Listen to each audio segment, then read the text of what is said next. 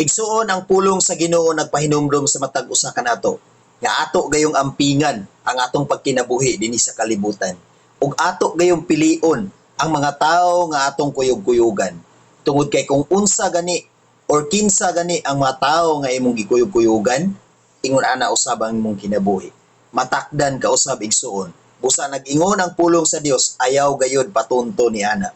Kung ang imong gikuyog-kuyogan karon igsuon, mo'y hinungdan nga ikaw nalayo ngadto sa Ginoo, ayaw padayon og kuyog niya na igsuon. Kung dili padayon og kuyog sa mga tawo nga maoy hinungdan nga ikaw maduol ngadto sa Dios. Tungod kay kung unsa ang imuhang gikuyog-kuyogan karon, ingon ana usab ang imong kinabuhi. Matakdan ka gayud igsuon. Paningkamot igsuon nga ikaw ang mahimo nga panag-ingna nila. Paningkamot igsuon nga ikaw ang manakod kanila ug dili ikaw ang matakdan. Nag-ingon ang pulong sa Dios sa unang Korinto 15 versikulo 33 hangtod sa 34. Ayaw kamo patunto ang daotang mga kauban makadaot sa maayong pamatasan.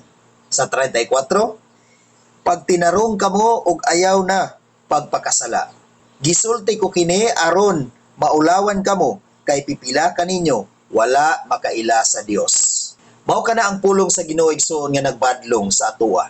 Nagpahinumdom sa matag usa kanato nga dili kita magpatunto, dili kita magpailad, dili kita magpadala sa tanang hata sa demonyo sa tong kinabuhi. Ang tanang mga distraction sa demonyo sa tong kinabuhi, dili gid kita magpauwat nga na igsoon.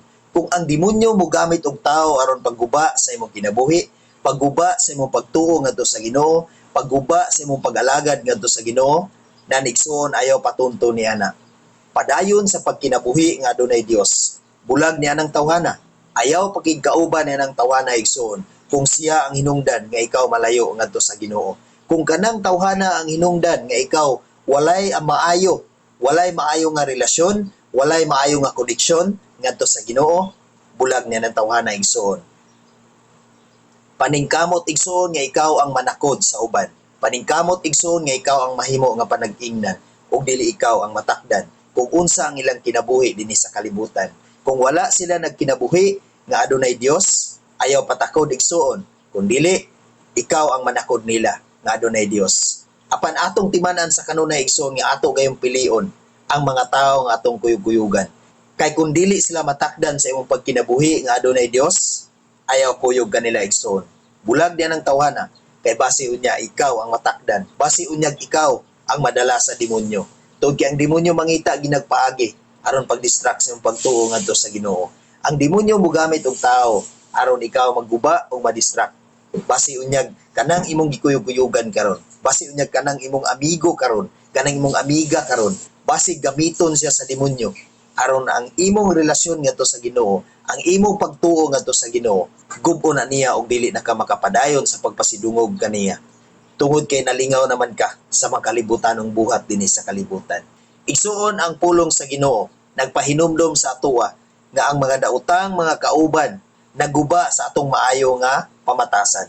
Naguba sa atong pagtuo, sa atong relasyon, sa atong koneksyon ngadto sa Ginoo. Kini nga pulong igsuon nagpahinumdom sa matag usa kanato aron pagbadlong kung kita nagbuhat og dili maayo. Kung kita nagpadayon sa pagpakasala dinhi sa kalibutan. Kini nga pulong sa Dios igsuon, ipahinumduman kita aron makarealize kita nga kita nakasala sa Dios, nga kita nakabuhat og dili maayo sa Dios, nga kita nagtuman sa atong kabubuton, nagtuman sa atong pagkatawhanon, aron kita makarealize nga mubalik kita sa atong pag-alagad ngadto sa Ginoo. Mubalik kita sa atong maayo nga relasyon ngadto sa Ginoo. Makabalo kita nga moalagad ug magpasalamat ngadto kaniya ug atong lig-unon sa kanunay ang atong pagtuo ngadto sa Ginoo. Atong undangan ang pagbuhat og dili maayo igsuon. Atong hunungon ang atong pagpakasala o pagbuhat og dili maayo, paghuna-huna og dili maayo ngadto sa atong isig katawo ug labaw na gayud ngadto sa Ginoo. Atong hinumduman sa kanunay igsuon nga kung kinsa ang atong gikuyog-kuyugan, ingon ana usab ang mahitabo sa atong kinabuhi. Ug dili kita magpadala sa tanang buhat sa demonyo sa atong kinabuhi igsuon. Kung magkuyog-kuyog ka og mangingisda, manimaho kang isda. Kung magkuyog-kuyog ka og mga palahubog, mahimo usab ka nga palahubog. Kung magkuyog-kuyog ka og mga pastor, magkuyog-kuyog ka og mga tao nga sa kanunay nagsangyaw sa pulong sa Ginoo, Mayon ana usab ang imong kinabuhi. Sa kanunay magsangyaw usab ka sa pulong sa Dios. Makabao usab ka sa pagsangyaw sa pulong sa Dios. Apan dili tanan nga kung kinsa ang ilang gikuyog-kuyugan ingon ana usab ang ilang kinabuhi. Apan kasagaran mausab kana ang iyang pagkinabuhi. Apan mas maayo gayud igsuon nga atong pilion ang pagkinabuhi nga matarong dinhi sa kalibutan. Ang pagkinabuhi nga adunay Dios. Mas maayo gayud igsuon nga ang atong kuyog-kuyugan kadtong mga tao nga nagtuo ug nag-alagad ngadto sa Ginoo. Mas maayo gayud igsuon nga atong kuyugan, atong pilion ang mga tao nga sa kanunay nagsangyaw sa pulong sa Dios. Tuod kay pinaagi ni ana, mausab-usab ang atong kinabuhi ug magkinabuhi usab kita nga adunay Dios. Atong hinumduman igsuon nga dili gid kita magpatunto ug dili gid kita magpailad sa demonyo sa atong kinabuhi. Tungod kay ang daotang mga kauban igsuon makadaot gayud sa atong maayo nga pamatasan. Busa igsuon padayon kita sa atong maayo nga relasyon ngadto sa Ginoo aron ang Dios mahimuot gayud sa matag usa kanato. Amen. God bless sa tanan.